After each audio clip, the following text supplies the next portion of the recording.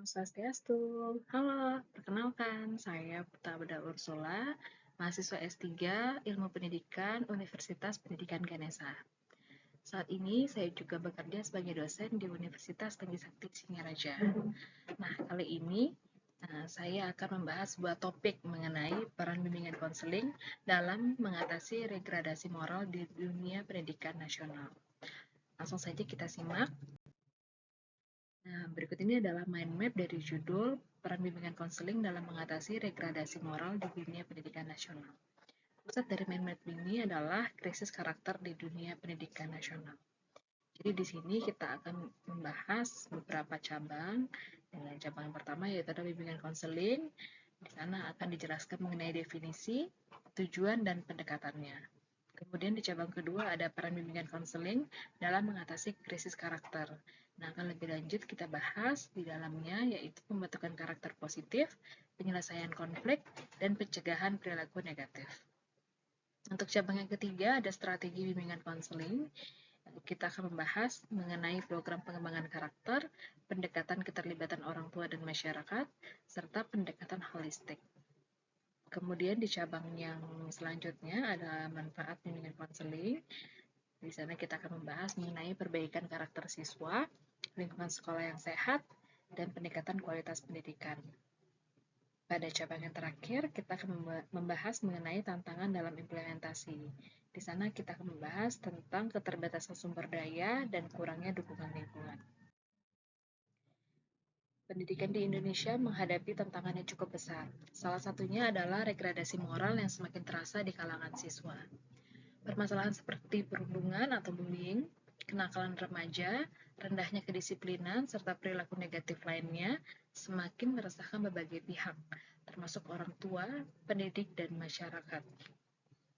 Degradasi moral ini mencerminkan kesenjangan antara tujuan pendidikan yang seharusnya membentuk individu yang berbudi pekerti luhur dengan kenyataan yang terjadi di lapangan. Salah satu solusi yang dapat diandalkan untuk mengatasi degradasi moral ini adalah dengan memaksimalkan peran bimbingan konseling di sekolah. Layanan bimbingan konseling yang selama ini lebih dikenal dalam konteks akademis atau karir memiliki potensi besar untuk membentuk karakter siswa yang lebih baik. Kali ini kita akan mengupas bagaimana bimbingan konseling dapat berperan dalam mengatasi degradasi moral di dunia pendidikan nasional. Degradasi moral di dunia pendidikan bukanlah isu baru. Dalam beberapa tahun terakhir, masalah ini semakin mendapat perhatian serius dari pemerintah dan masyarakat. Fenomena perundungan di sekolah, tawuran pelajar, hingga penyalahgunaan narkoba oleh pelajar merupakan beberapa contoh nyata dari degradasi moral yang terjadi. Degradasi moral ini muncul akibat beberapa faktor, baik internal maupun eksternal. Faktor internal mencakup lemahnya pembentukan nilai-nilai moral dan etika sejak dini. Sementara faktor eksternal terkait dengan pengaruh lingkungan sosial, media, dan teknologi yang seringkali memberikan contoh perilaku negatif. Dalam konteks pendidikan, sekolah seharusnya tidak hanya berfokus pada pencapaian akademik semata, tetapi juga pada pembentukan karakter yang mulia. Oleh karena itu, peran bimbingan konseling sangat penting untuk membantu siswa memahami nilai-nilai kehidupan, mengelola emosi, dan mengatasi masalah-masalah yang mereka hadapi. Bimbingan konseling memiliki fungsi yang luas dalam membantu siswa mengembangkan diri baik dari segi akademik, sosial, emosional, maupun moral. Berikut ini ada beberapa peran bimbingan konseling dalam mengatasi degradasi moral di dunia pendidikan. Yang pertama, ada penyuluhan dan pendidikan karakter. Bimbingan konseling dapat memberikan penyuluhan tentang nilai-nilai karakter seperti kejujuran, disiplin, tanggung jawab, empati, dan kerjasama. Dengan mengadakan sesi bimbingan yang fokus pada pembentukan karakter, konselor dapat membantu siswa menyadari pentingnya nilai-nilai ini dalam kehidupan sehari-hari. Membantu siswa mengatasi masalah pribadi adalah poin yang kedua.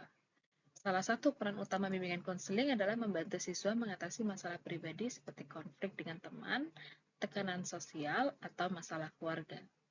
Dengan memberikan ruang bagi siswa untuk berbicara tentang masalah mereka, konselor dapat membantu mereka menemukan solusi yang konstruktif dan meningkatkan kesejahteraan emosional siswa. Kemudian yang ketiga adalah mendampingi dalam mengelola emosi dan perilaku.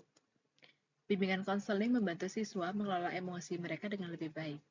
Melalui teknik-teknik seperti konseling individual, Konselor dapat membantu siswa mengatasi perasaan marah, frustasi, atau kecemasan yang seringkali menjadi pemicu perilaku negatif. Dengan demikian, siswa dapat lebih mudah mengontrol diri dan menghindari tindakan yang merugikan seperti perundungan atau perilaku kekerasan. Yang keempat, ada membangun kesadaran sosial dan empati.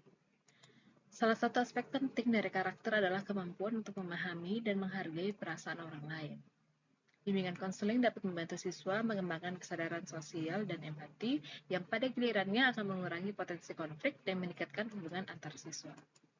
Konselor dapat memfasilitasi diskusi kelompok atau kegiatan yang mengajarkan pentingnya tolong-menolong, menghormati perbedaan, dan bekerja sama. Kemudian, yang kelima, ada pencegahan degradasi moral melalui intervensi diri. Bimbingan konseling juga berperan dalam pencegahan masalah yang lebih besar dengan melakukan intervensi diri.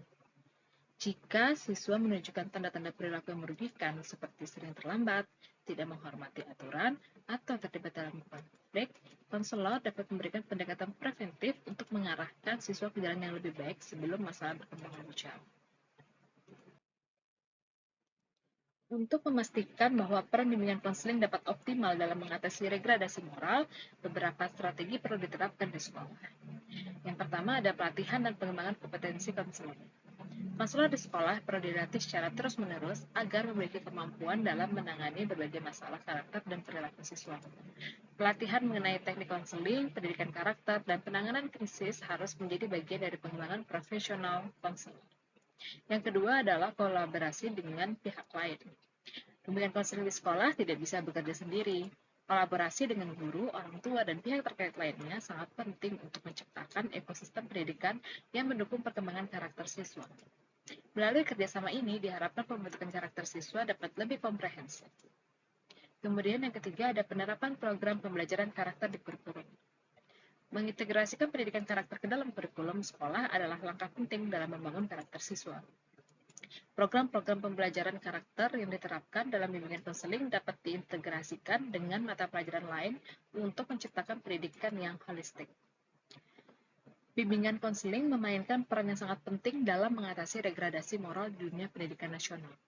Dengan menyediakan layanan yang berfokus pada pengembangan karakter, emosional, dan sosial, bimbingan konseling dapat membantu siswa menjadi individu yang lebih baik. Tidak hanya secara akademik, tetapi juga dalam perilaku dan moral. Untuk itu, penting bagi semua pihak di dunia pendidikan untuk mendukung dan mengoptimalkan peran bimbingan konseling agar degradasi moral yang terjadi dapat segera diatasi dan pendidikan di Indonesia dapat mencetak generasi yang lebih berakhlak mulia. Sekian materi yang bisa saya sampaikan. Terima kasih sudah menonton video ini. Jangan lupa di like, comment, and subscribe ya. Sampai jumpa. Om Santi, Santi, Santi.